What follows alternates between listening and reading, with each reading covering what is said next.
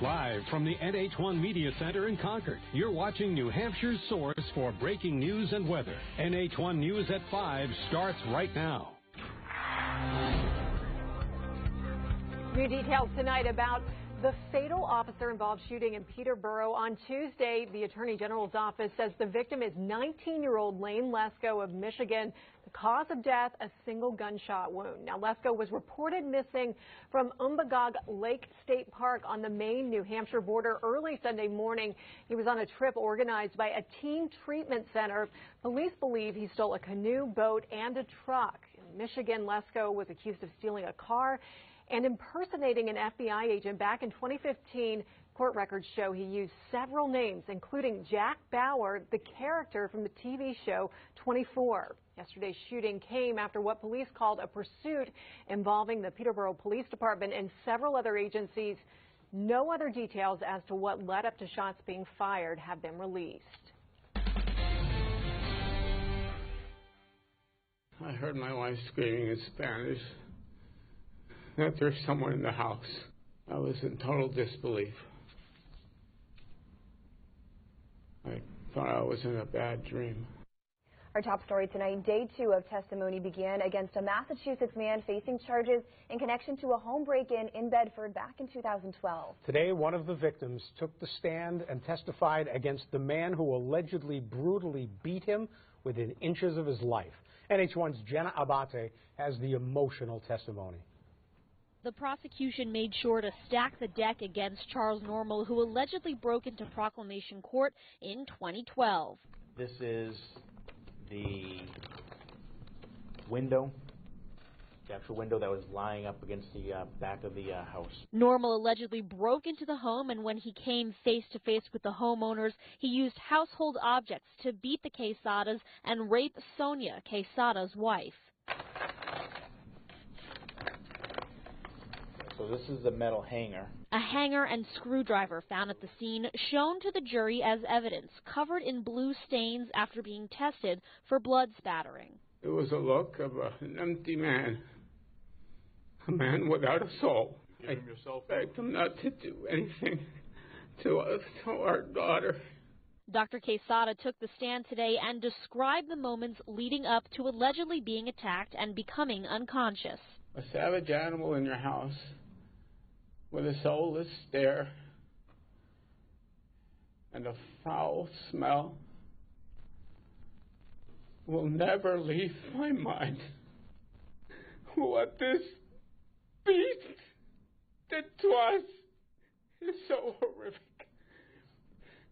that he deserves to be incarcerated for the rest of his miserable existence. Testimony resumes 9 a.m. tomorrow morning. In Manchester, Jenna Abate, NH1 News. Slow down. This one, Hooksett resident taking matters into her own hands. But taking her own stand might be landing her in hot water. Police have released this video of the woman they believed was involved. She was spotted Monday afternoon holding a can of spray paint. Speed is an issue for neighbors in this area. They say the 30-mile-an-hour limit is regularly ignored. One of them said she lives on a sharp corner for 8 years and last year had 2 cars end up in her own yard. We have older people who walk. We have people that walk their animals. We have children. This is a bus stop.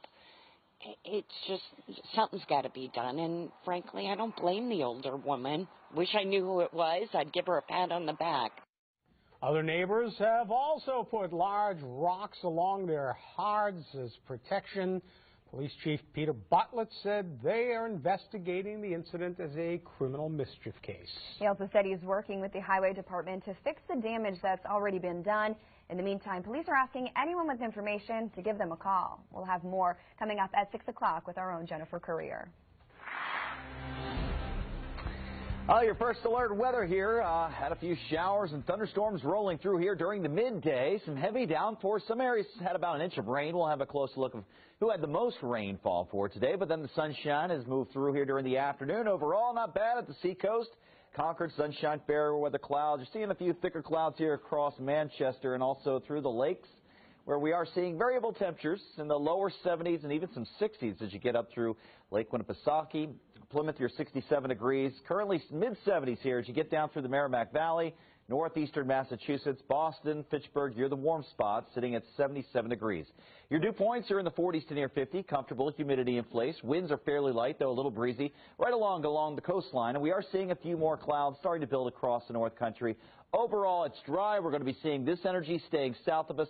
And what this means is we're going to be seeing some pretty nice weather in the coming days here. Mixture of sun and clouds. Tomorrow, 79, 83 on Friday. Very beautiful right in through the start of the weekend with temperatures warming to near 90 by Saturday. We'll have a full look of your first alert weather all coming up. Thanks, Joe. It's day 2 of the latest verbal fistfight between Donald Trump and Hillary Clinton. Nh1 News political director Paul Steinhauser with all of the action in the race for the White House. Hillary Clinton may be the most corrupt person ever to seek the presidency of the United States. Donald Trump reading from a teleprompter at a speech in New York City, blasting the presumptive Democratic presidential nominee.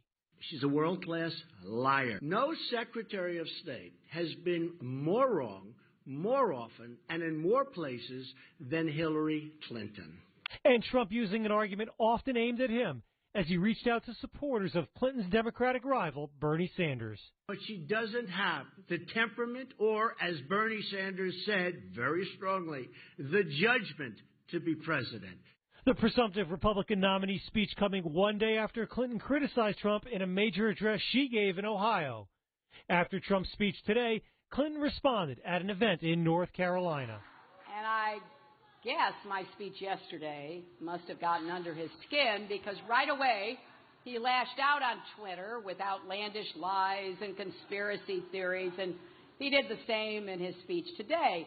And Clinton adding that Trump, he has no credible plan for rebuilding our infrastructure apart from his wall. He has no real strategy for creating jobs, just a string of empty promises. This war of words comes as an average of the latest national polls indicates Clinton up 5 points over Trump in the race for the White House.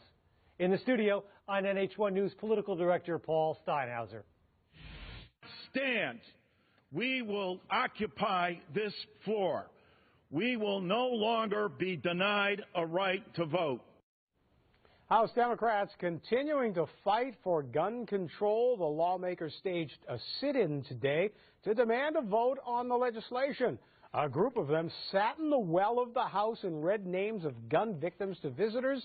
The sit-in effectively puts a halt to legislative business in the House. New Hampshire's 2nd District Congresswoman Annie Custer says she did take part in the sit-in.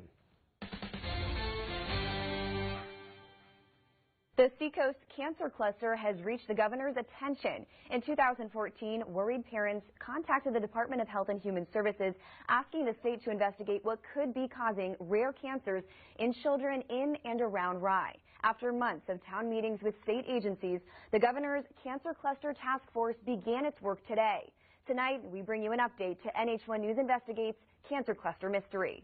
And it's up to people in the environment to prove that it's actually a carcinogen. And you can imagine how difficult that is to prove that. And it takes years and years and years. DHHS and the Department of Environmental Services have been looking at what factors may be causing 2 very rare childhood cancers, rhabdomyosarcoma and pleuropulmonary blastoma, which only is diagnosed in 30 kids each year. One family has 2 children with PPD. Curious about is to determine what might have been in their environment that caused them to get it. Today in Portsmouth, parents, concerned residents, legislators, and representatives from state agencies and a spokesperson for Governor Hassan met to discuss the status of the investigation and help navigate through an uncharted territory. So many moving parts in this investigation. The state recently released information about blood tests from people who worked on Pease Trade Port for PFOA exposure. Testing of well water started in Greenland near the Coakley Landfill Superfund site, but parents and residents are pushing for more. The purpose of it is to bring the various community conversations to one central location. The state says they have almost finalized the questionnaire for affected families as they try to determine what's in the water, what's in the air, what's in the ground, and exposures to chemicals like lawn care pesticides and foods. The governor's task force will meet again in July. For more information and to join the conversation, head on over to our website, nh1.com. An Uber driver is no longer at the wheel. A body is pulled from the Charles River, and Worcester neighbors are angry. Those stories in tonight's 6 and 60. A Worcester neighborhood is fed up. Homeowner Solange Silva has been renting out rooms as part of Airbnb. Neighbors don't like the noise or the strangers. Silva says there are no laws against it. A night of drinking in Boston turns deadly. 27-year-old Lenny Quintero Flores is facing manslaughter charges after pushing his friend into Boston's Charles River. Police say alcohol was involved. The headmaster of Boston Latin School has resigned. Lynn Mooney Tata is stepping down while the school is facing allegations of racial discrimination. The search for a missing Maine man is over. The body of 23-year-old Matthew Foster of Scarborough was pulled from the Portland waterfront. He's been missing since June 10th. An Uber driver operating at Logan Airport is no longer at the wheel. 55-year-old Ron DeLucia, a sex offender, was found with an expired registration, invalid driver's license, and no insurance. A little bit of monkey business in Springfield, Massachusetts. The zoo at Forest Park closed after Dizzy the monkey escaped, but she was later found on zoo property. That's your 6 and 60. Caught on camera, it's not every day you look up and see little ducklings walking right over a ledge to catch up with their mama. Luckily, though, this family walking through Busch Gardens was in the right place at the right time when one of those baby ducks fell on Dad's shoulder. He looked up and saw even more ducklings getting ready to take the leap. He began to catch the tiny little ducks one by one, and the rescue mission was a success. All the ducklings were reunited with Mama Duck. The next iPhone may not be that much different than what we have now. And for some growers, farmers markets just aren't what they used to be. I'm Jane King. I'll have those stories and more coming up on Nh1 News. Well, turning pretty nice at the beach right now. How about our beach and boating forecast for tomorrow? We'll see a little sunshine, but clouds will be increasing. We are going to hold on to mostly a southerly wind. 77 degrees tomorrow at the beach. Water temperatures warming to near 60. Seas still running around 1 to 3 feet, and it's an afternoon high tide. We're going to have a full look at your forecast. We're going to see how warm it's going to be this weekend, all coming up. And Salem police looking for your help finding this man pictured here. We'll tell you why, coming up at 5:30.